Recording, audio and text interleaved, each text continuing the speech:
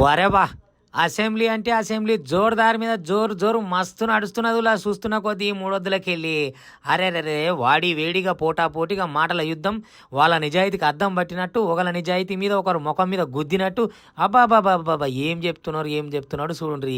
ఇంత బాగా మాటలు తిట్టుకున్నాడు. ఇవాళ రేపట్ల ఊర్ల పొంట బోరింగ్ పంపు కాడ అమ్మలక్కల బిందెల కాడ జవడం పెట్టుకుంటారు చూడు, అగో గాడ కూడా కాదన్నట్టు గా తీరిన వాళ్ళకు మించిపోయి వీళ్ళు దంచి కొడుతున్నారు మాటలు.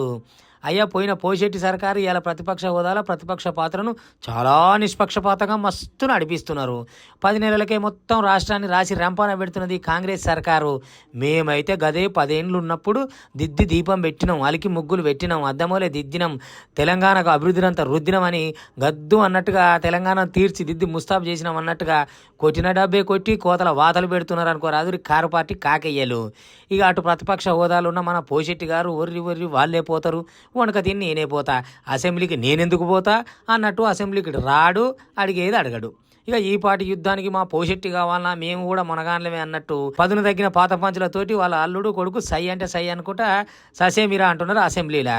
ఇక ఇటు అన్ని అతారపతారాలు చేతులున్న చేయి పార్టీలు మట్టుకు ఎంతసేపు తిట్ల పురాణం పాతదండకం అంటారు కానీ అసలు కారు పార్టీ అవినీతి అంతా తెలుసున్న ముచ్చటేనా. మరి పిలిచికి గిల్లికయ్యాలు అసెంబ్లీలో పెట్టుకునే బదులు సర్కారు చేతులు ఉన్నప్పుడు ఎవరెవరు ఎంత అవినీతి చేసిండ్రు అనే లెక్కాచారం తీసి అరెస్టు చేయించి ఆయనతో కక్కిస్తే కాదా పొద్దుగాల శత్రువులు పొద్దుకి అజాత శత్రువులు అన్నట్టు జనాలను ఆగం పట్టించే చేతలు తప్ప అసెంబ్లీలో నడిచేది ఏంది అన్న అసలు ముచ్చట ఎవరికి తెలియదు.